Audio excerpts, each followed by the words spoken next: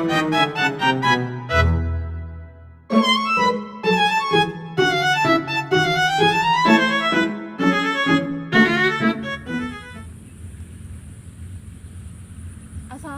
warahmatullahi wabarakatuh. Perkenalkan, nama saya Sabila Magesara Madani dengan NIM D1B1230035. Baik, di dalam video ini saya akan menjelaskan tentang analisis agroekosistem lahan basah. Baik, lahan basah atau wilayah yang secara berkala atau permanen yang tergenang oleh air tawar maupun air asin. Lahan ini memiliki karakteristik tanah jenuh yang mendukung tumbuhan dan hewan yang khas dan spesifik terhadap kondisi lembab dan ciri lahan basah. Ciri-ciri lahan basah yang pertama yaitu selalu dan sering tergenang air. Lahan basah tergenang air secara musiman maupun permanen. Air ini berasal dari genangan air hujan, sungai maupun air tanah jenuh air.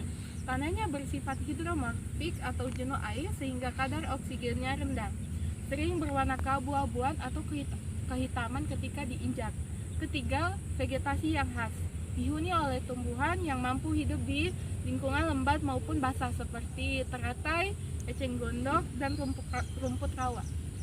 Kaya keanekaragaman hayati, habitat penting bagi burung air, ikan, dan serangga menjadi tempat berkembang biak dan mencari makan bagi banyak spesies.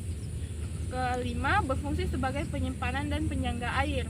Lahan basah mampu menahan dan menyimpan air sehingga berperan penting dalam pengendalian banjir dan pengisian air tanah.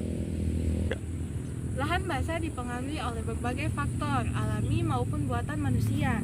Yang pertama, faktor alami iklim. Curah hujan dan suhu sangat mempengaruhi kelembapan dan tanah dan keberadaan air permukaan. Kedua, topografi. Bentuk permukaan tanah menentukan akumulasi air. Daerah cekungan cenderung membentuk lahan basah. Jenis tanah.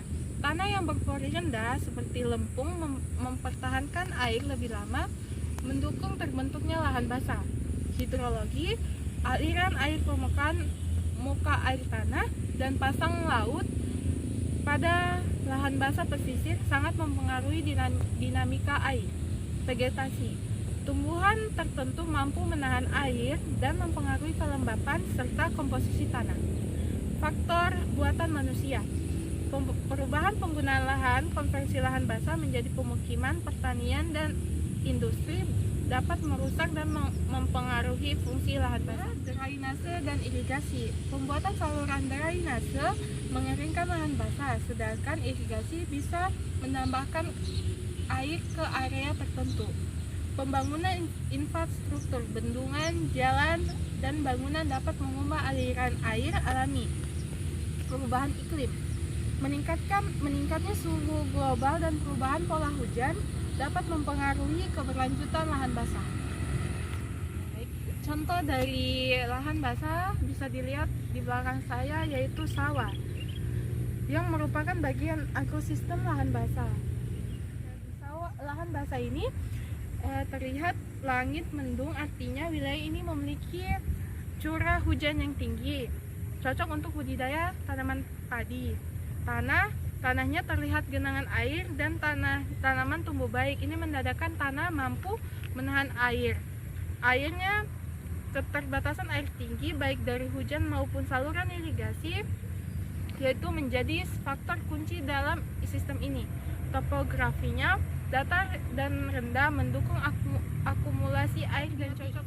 Tanaman utama pada lahan basah ini yaitu padi atau Oryza sativa yang memang cocok untuk ekosistem lahan basah.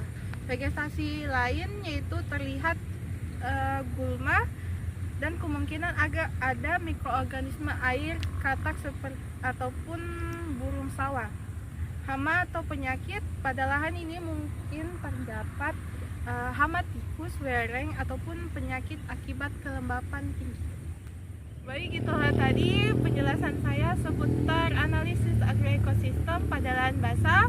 Saya Sabila Magesara Madani dengan NIM D1B1230035 mengakhiri video ini. Wassalamualaikum warahmatullahi wabarakatuh. Bye bye.